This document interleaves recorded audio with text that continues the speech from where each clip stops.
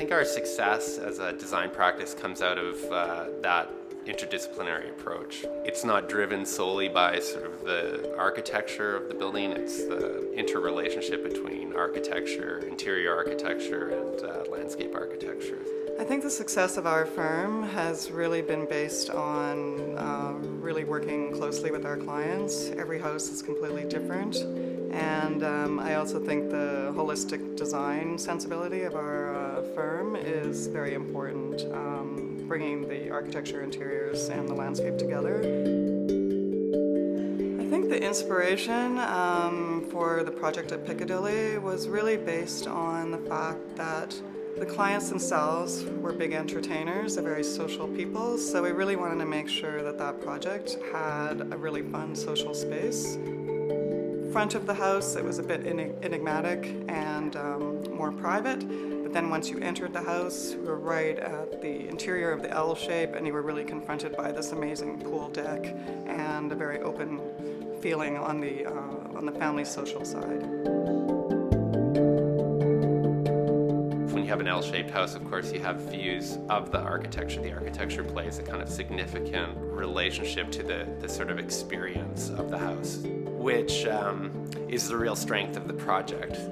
In fact, there's sort of an image of the house that's published over and over again, which is the image of looking down the pool at the master bedroom. And I think that image really embodies just how important that sort of outdoor space that's created is to the relationship between the kind of exterior environment and the internal environment of the house, but also the identity of the house. One of the things that I particularly love about the house is the modesty of the approach and the kind of quiet of that and the unexpectedness of coming through the front door and then kind of descending into the living space. A number of our houses will have a number of kind of elevation transitions, and you'll notice that in the Bonetti's house that you come in high and then you descend into the living space, which is a very kind of gracious way to enter a living space, and you actually slightly ascend into the master. So those slight elevation changes create a kind of landscape within the sort of internal topography of the house, and I think that's where, again, you think about this idea of that kind of interrelationship between landscape, architecture, and interior. That's a really great point of reference for like why we do those things. I think the thing for this particular project that stood out for us was just the success of approaching the house and feeling like it was very private, and then really walking in and going, what a open, spacious, bright space. I think there was the foil of feeling like you didn't necessarily know that was what you would be entering into.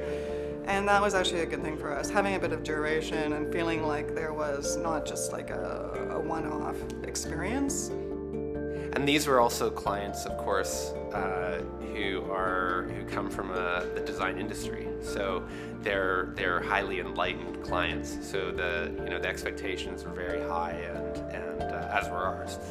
And Melissa actually said it was everything they'd hoped for, but nothing they could imagine.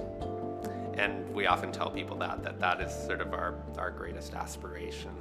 It's not a house that we've done again, There's no other house like Ross and Melissa's house.